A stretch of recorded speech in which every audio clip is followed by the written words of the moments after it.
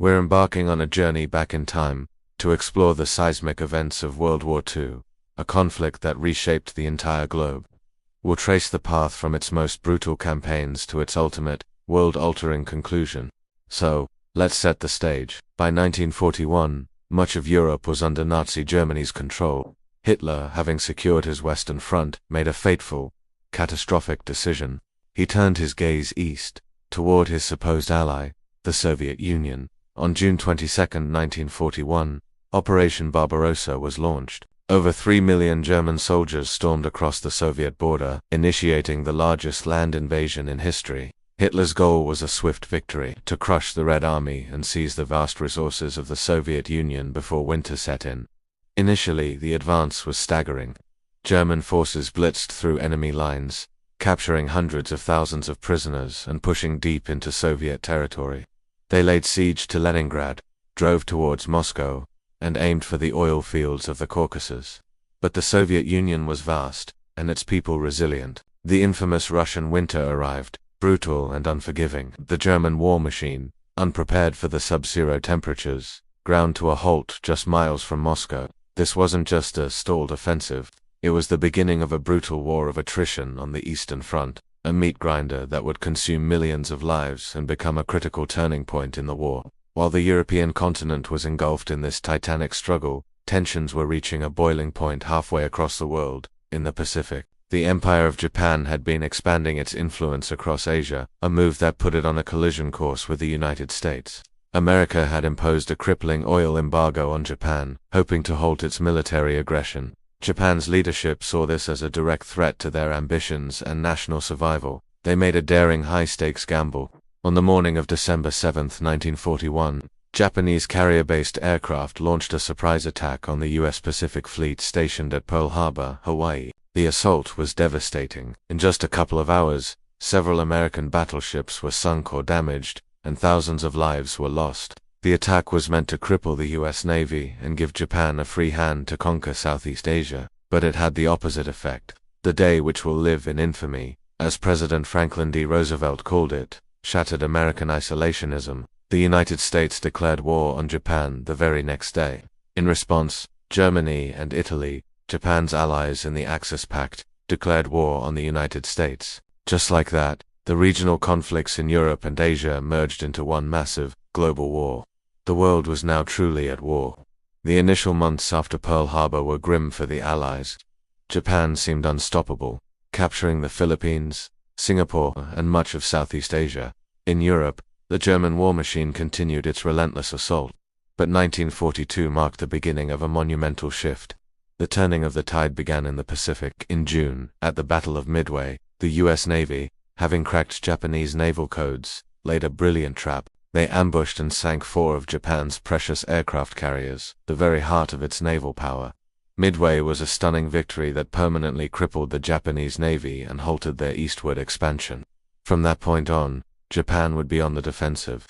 Meanwhile, on the Eastern Front, the German Sixth Army had pushed its way to the city of Stalingrad. The battle for this city, which bore Stalin's name, became a brutal, street-by-street fight. It was a test of sheer will and endurance. The Soviets held on desperately, and then, in November 1942, they launched a massive counteroffensive, Operation Uranus. They encircled the entire German Sixth Army, trapping nearly 300,000 soldiers. Starved and frozen, the remnants of the German army surrendered in February 1943. The defeat at Stalingrad was a psychological and military catastrophe for Germany from which it would never recover.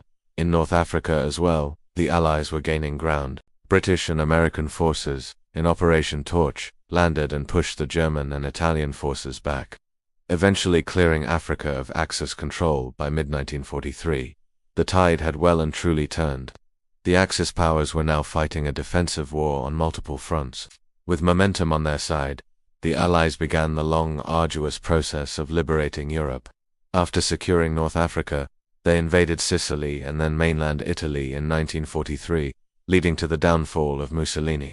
But the main event, the one that everyone knew was coming, was the invasion of France. For years, the Allies had been building up a massive force in Britain for Operation Overlord. The plan was to open a second major front in Western Europe to relieve pressure on the Soviets. On June 6, 1944 DRD, the largest amphibious invasion in history was launched. Over 150,000 Allied troops from the United States, Britain, Canada, and other nations landed on the beaches of Normandy. Despite facing fierce German resistance, treacherous obstacles, and heavy casualties, especially at Omaha Beach, the Allies secured a foothold. From this beachhead, they began to push inland. In August, Paris was liberated amidst joyous celebrations. The Allied armies swept across France and Belgium, pushing the German forces back towards their own borders. The end of the Reich was now in sight, but the fighting was far from over. As 1945 began, the Third Reich was crumbling. From the west, the Allied forces crossed the Rhine River, the last major natural barrier into Germany. From the east, the massive Soviet Red Army, having relentlessly pushed the Germans back for 2 years, was closing in on Berlin. The final battles were desperate and bloody. In a last-ditch effort, Hitler had launched the Battle of the Bulge in late 1944, but it only delayed the inevitable and exhausted his remaining elite units. By April 1945, Soviet troops were fighting their way through the streets of Berlin. Deep in his bunker beneath the city, Adolf Hitler, facing a complete and humiliating defeat, took his own life on April 30th. Just a few days later, on May 8, 1945, Germany officially surrendered. The day became known as V-Day, for victory in Europe. Across the continent, massive celebrations erupted. The war in Europe, which had raged for nearly 6 long years and cost tens of millions of lives, was finally over. But while Europe celebrated, the war still raged in the Pacific. The United States and its allies were engaged in a brutal island-hopping campaign, getting closer and closer to Japan. The fighting was incredibly fierce. On islands like Iwo Jima and Okinawa, Japanese soldiers fought with a fanatical determination, often to the last man, inflicting staggering casualties on the American forces. U.S. military planners, looking at the potential invasion of the Japanese mainland, projected horrific casualty numbers, potentially numbering over 1 million Allied soldiers and many more Japanese civilians. Faced with this grim prospect, and eager to end the war quickly, the new American president, Harry Truman, made a decision that would change the world forever. He authorized the use of a new, terrifying weapon, the atomic bomb.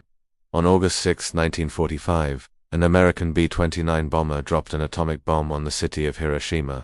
The city was instantly obliterated. 3 days later, with Japan still refusing to surrender, a second bomb was dropped on Nagasaki. The devastation was absolute. Faced with this unimaginable power and a Soviet invasion of Manchuria, Emperor Hirohito finally intervened and announced Japan's surrender on August 15. World War II was officially over. So, why does a war that ended decades ago still matter so much today?